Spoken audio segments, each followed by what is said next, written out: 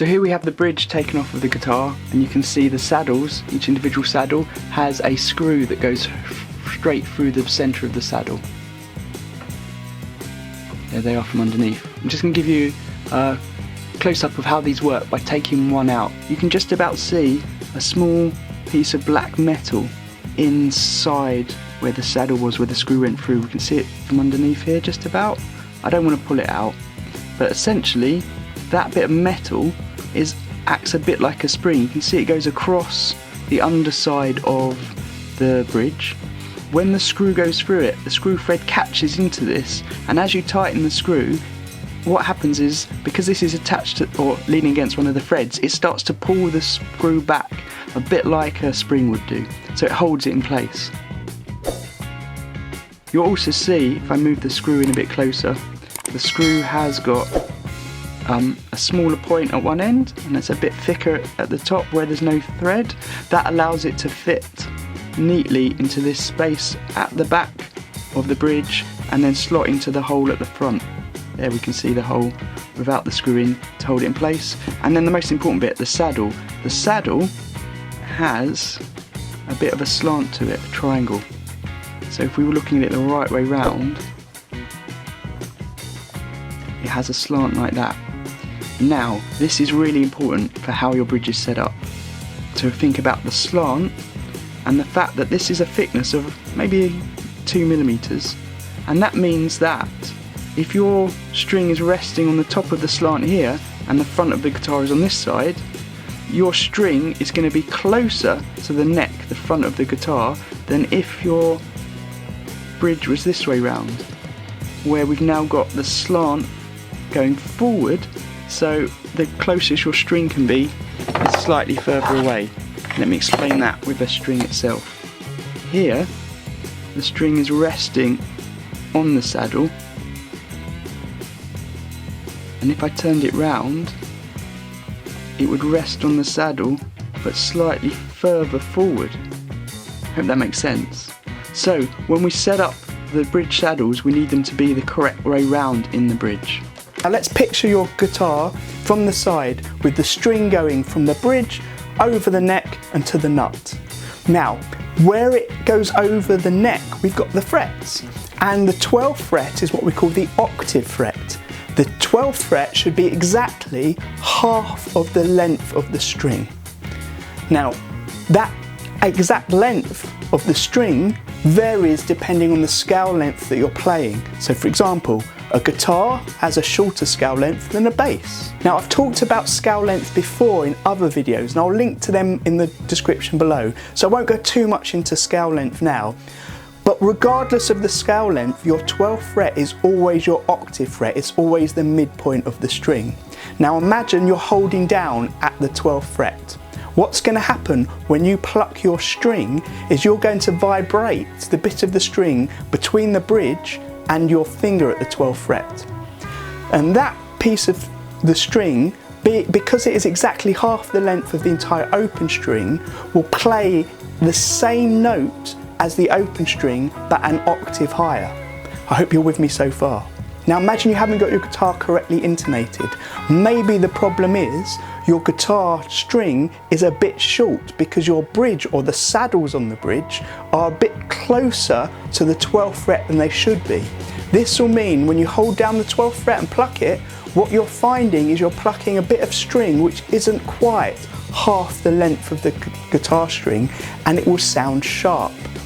Conversely, if your bridge was too far back and you plucked your string is now going to be slightly longer past the 12th fret to the bridge than half the length of the string, and that will make your note slightly flat. Set it exactly right. What you'll find is when you play the open string, you get your natural note. Let's say we're looking at the bass E, you'll get your E note. When you play at the 12th fret, you'll get an exact octave higher, and if you play any other frets, you'll get a correct tuning for those frets, because those frets divide that string up using a certain ratio into the notes. That's why you find as you go up the fretboard, the fret spacing gets smaller and smaller.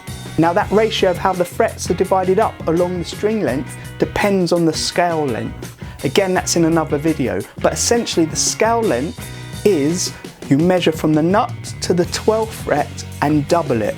So on a guitar, you're very likely to have 25.5 inches as your scale length. Inches is the traditional measurement that we use, or 24 3/4. So here you'll see the screw put back in with the little metal part which acts like a spring. Got to be careful when you put the screw back in that that metal part doesn't catch on the screw and end up sort of halfway along it. So I just use my screwdriver here to push it backwards. It's still gripping into the thread of the screw, so it's still going to act a bit like a spring and allow a bit of tension and pressure and hold the screw in place. If it was too far forward, there's a risk it might snap, and also it would limit the saddle coming back. So if I just show you what happens when I turn the screw, you can see the saddle itself moving along the screw thread, one way and the other way. What you will notice is that the saddle at the front compared to the saddle at the back have a slightly difference in their distance from the pickup to the center point of them. So essentially the difference between the center point of this and the nut on the neck is larger than the one at the back. If I show you, I can just about fit my finger in that space, but as I move it back, you'll see it's not going to go there. So this one's quite a bit further forward. The reason for that being, when we put our bridge on, our strings are then going to go over the bridge, but the saddles of the bass strings are always further back than the saddles for the treble strings. So your top E, almost always the saddle of that is going to be much further forward than the saddle of your bottom E. You can see here I've got the flat, the back of the saddle, the flat is at the back. That means when I turn the screw to adjust it, I can simply push it all the way to the very back, giving the maximum length for that string that you can possibly have, because that's as far back as it will go, and also the thumb wheel is slightly further back. So here you can see that the low E string saddle is as far back as it will go, with the slope pointing forward. The slopes on the top 3 strings, so the top E, are going the other way, so the flat part can go all the way forward, making this string as short as it will possibly go. So here you can see I've got it set up back on the guitar, and I've got the screws pointing forwards on this bridge. There's absolutely no reason not to have them on the other side. Practically though, it's a bit easier for this setup to have them on the front, because when you come in with the screwdriver, it's easier to come down through the strings than over the tailpiece, which will be coming here, and the stop bar tailpiece might actually get in the way when it comes to adjusting it. It's a matter of preference, and it depends really on the actual bridge you're using and the setup you've got. Les Pauls tend to come out of the factory with the screws at the front.